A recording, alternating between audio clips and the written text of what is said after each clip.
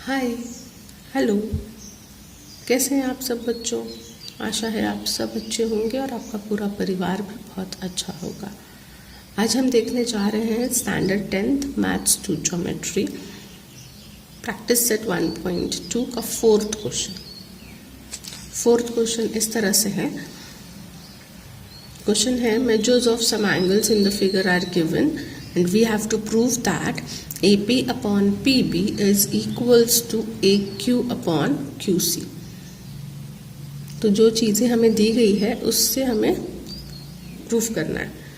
अगर हम देखें गिवन में हमें दिया गया है, यहाँ मैं सोल्यूशन स्टार्ट कर रही हूँ।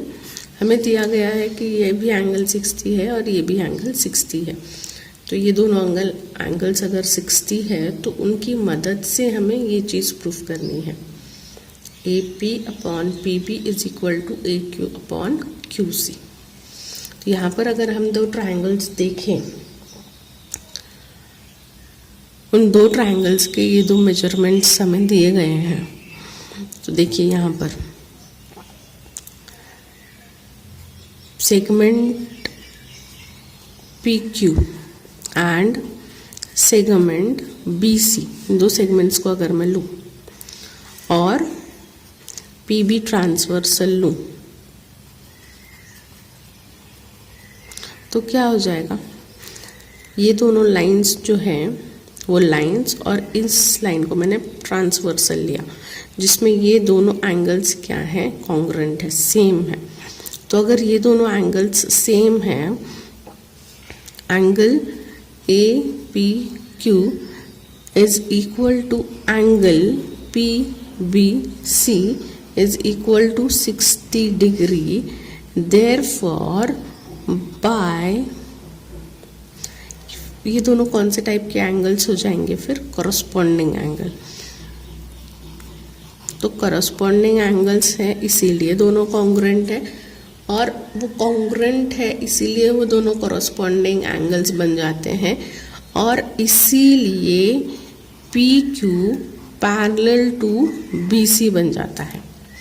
अब PQ पैरेलल टू BC अगर है, इसका मतलब कि ट्राइंगल ABC में PQ जो है वो BC के पैरेलल है। तो हम कौन सा थ्योरम अप्लाई कर सकते हैं अब? Therefore by BPT थ्योरम मैं लिख सकती हूँ AP upon PB is equal to AQ upon QC। तो ये रहा हमारा प्रूफ। तो ये जो चीज़ें हमें दी गई है उसी से हमें फाइंड आउट करना है। बहुत ही इजी है। जैसे आपको दिखते कि दो एंगल सेम दिए गए हैं, तो ये और ये दोनों लाइंस अगर लेते हैं और इसमें PB ट्रांसवर्सल लेते हैं तो ये दोनों एंगल इक्वल दिए गए हैं। वो क्यों इक्वल है? क्योंकि वो कॉरस्पॉन्डिंग एंगल्स हैं, और अगर वो कॉरस्पॉन्डिंग एंगल है तो ये दोनों लाइंस क्या हो जाती है? पैरेलल हो जाती है। और अगर वो दोनों लाइंस पैरेलल है तो इन ट्राइंगल ABC हम BPT थ्योरम लगाकर ये चीज़ प्रूव कर सकते हैं। देखते हैं हमारा फिफ्थ क्वेश्चन में दिया गया है इन अ trapezium ABCD, AB is parallel to PQ and PQ is parallel to DC। तीनों लाइंस जो है वो एक दूसरे के पैरेलल है और कुछ मेजरमेंट्स भी दिए गए हैं। ये तीनों लाइंस एक दूसरे के पैरेलल है और हमें दिया गया है AP जो है ये है 15। फिर PD का मेजरमेंट हमें दिया गया है 12 और QC का मेजरमेंट हमें दिया गया है 14। BQ की लेंथ हमें कैलकुलेट करनी है। तो ये हमारा क्वेश्चन है। यहाँ पर भी हमने जो थ्योरम पढ़ा था 3 parallel lines and there transversals, तो ये थ्योरम मैं यहाँ पर अप्लाई कर सकती हूँ। सिंपली यहाँ पर मुझे लिखना होगा AB is parallel to PQ is parallel to DC। ये मुझे गिवन है क्वेश्चन में।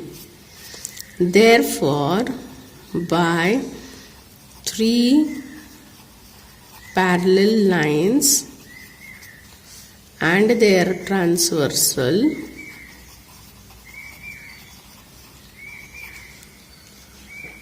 क्या कह सकते हैं हम लोग, A P upon P D is equal to B Q upon Q C.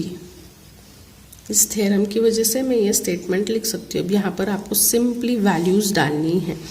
A P की वैल्यू है 15, पी डी की वैल्यू है 12 is equal to B Q की वैल्यू बतानी है हमें, वो पता लगानी है, और क्यू सी की वैल्यू है 14। अब यहाँ पर हम क्रॉस मल्टीप्लाई कर सकते हैं। अगर मैं क्रॉस मल्टीप्लाई करती हूँ तो B Q is equal to 15 into 14 upon 12 into B Q आएगा यहाँ पे, और 12 मैं डायरेक्टली यहाँ पे नीचे ले रही हूँ।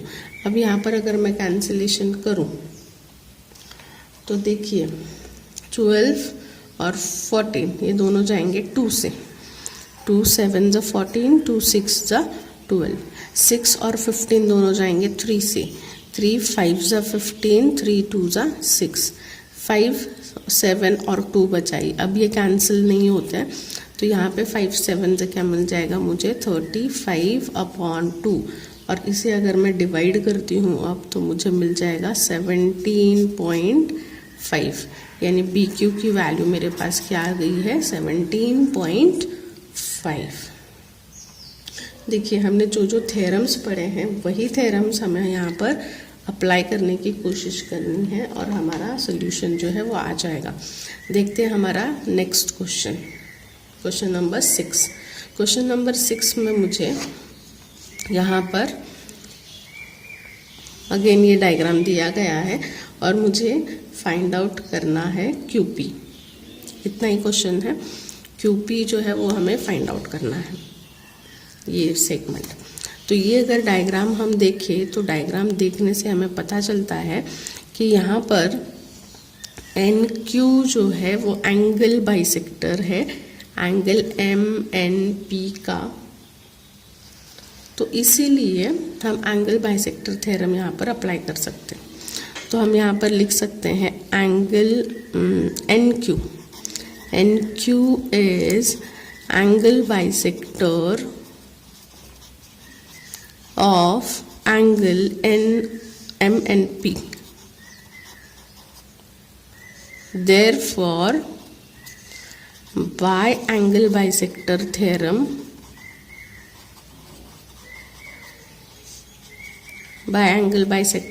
हम क्या लिख सकते हैं, MN upon NP is equal to MQ upon QP।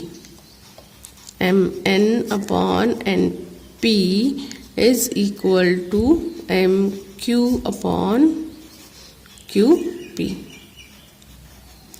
अब सिंपली वैल्यूज़ हमें डालनी है यहाँ पर।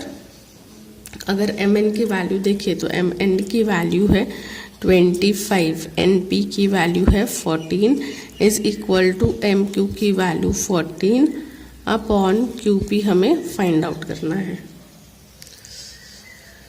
सो यहाँ पर 25 एंड 40 अगर मैं कैंसिल करना चाहूँ, 5 5 एंड 5 8 40, ये दोनों नंबर्स 5 से क्या है कैंसिल आउट हो सकते हैं।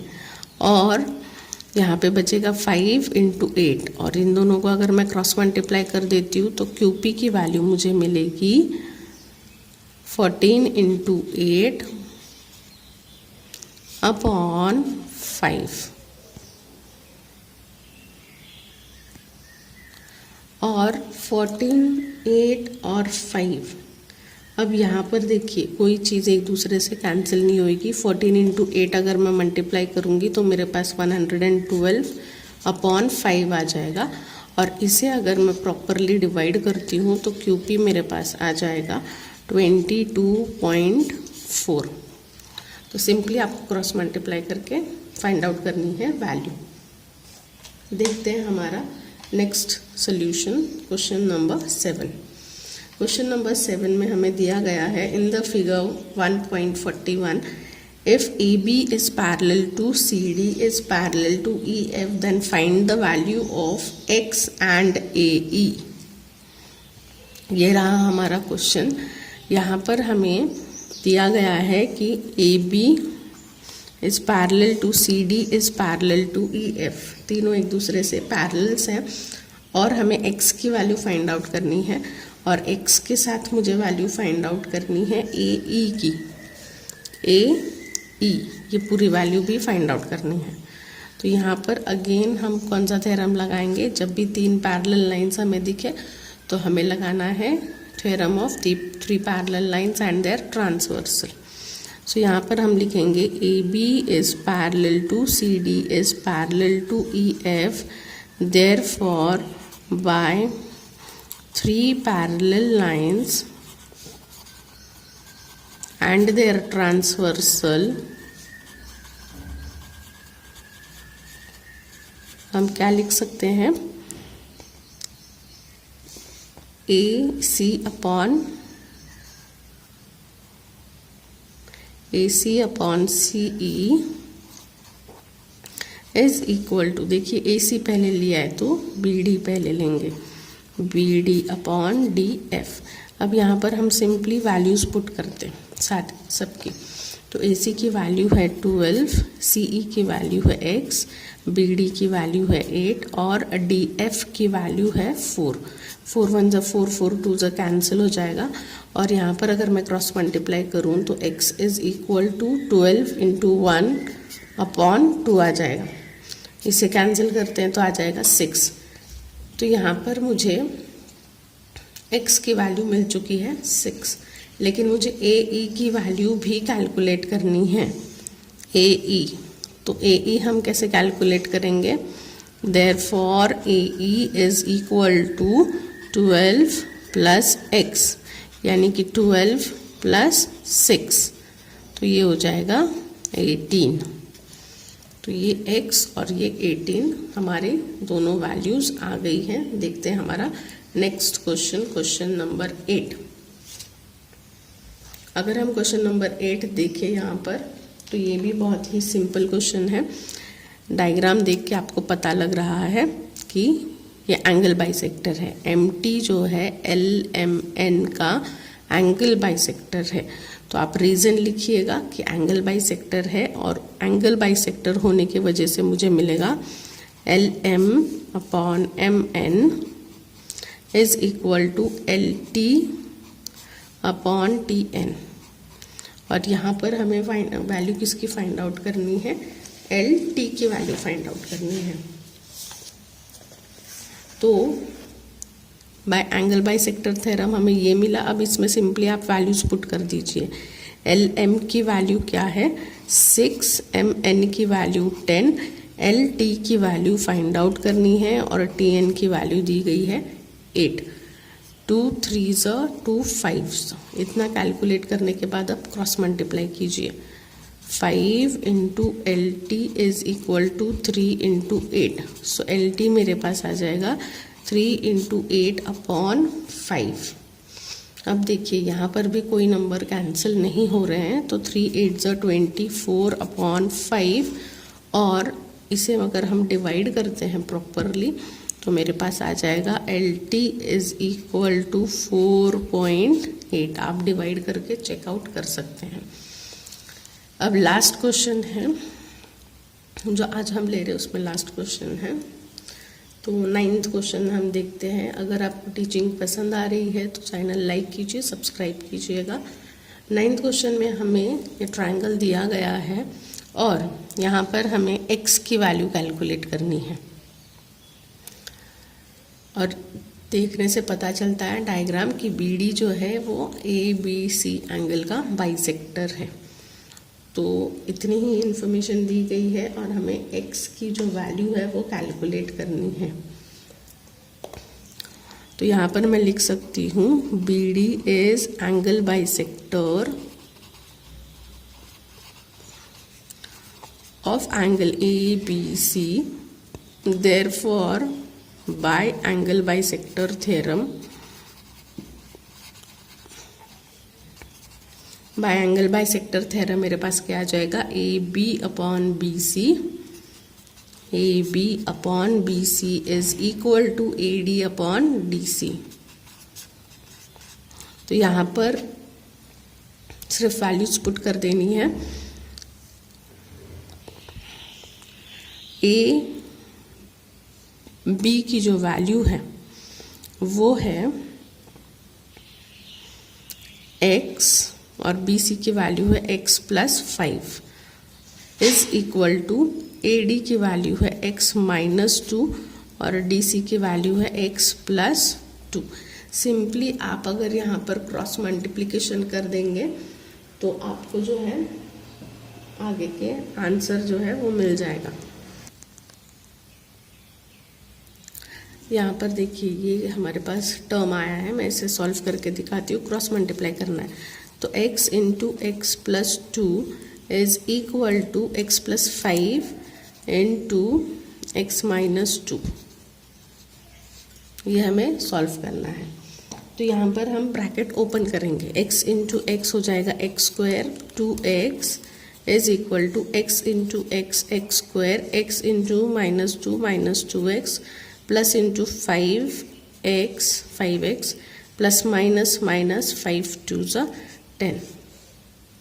तो ये एक्स स्क्वायर और एक्स स्क्वायर दोनों सेम साइड है, दोनों साइड कैंसिल कर सकते हैं और ये 2x ऐसे ही रहेगा। सारे यहाँ के टर्म्स यहाँ पे ले जाइए, सिर्फ x के टर्म्स। और ये दोनों को अगर आप देखेंगे तो -2 यहाँ पे आ जाएगा, प्लस 2x हो जाएगा और 5x यहाँ पे आ जाएगा तो वो -5x हो जाएगा इज इक्वल टू -10। ये हो गया 4x माइनस 5x। तो 4x minus 5x is equal to -10। 4x minus 5x करेंगे तो हमारे पास -x इज इक्वल टू -10 आ जाएगा। दोनों साइड x की value negative negative sign cancel करके मेरे पास x की वैल्यू आ गई 10। तो इस तरह से आपको ब्रैकेट्स सॉल्व करने हैं, बहुत ही इजी मेथड से। आपको x की जो वैल्यू है वो आ गई है 10। इन क्वेश्चंस में अगर आप देखेंगे तो यहाँ पर यूनिट नहीं था तो आपको यूनिट नहीं लिखना है, सिंपली वो नंबर जो है वो कैलकुलेट करके लिख देना है। जो भी 3 थ्योरम्स हमने पढ़े हैं उन 3 थ्योरम्स के बेस्ड पे ये पूरी एक्सरसाइज है 1.2। आशा करती हूँ आपको टीचिंग पसंद आ रही होगी। अपने फ्रेंड्स के साथ शेयर कीजिए, सब्सक्राइब कीजिए, चैनल को लाइक कीजिए और हम यहीं पे रुकते हैं। जय हिंद।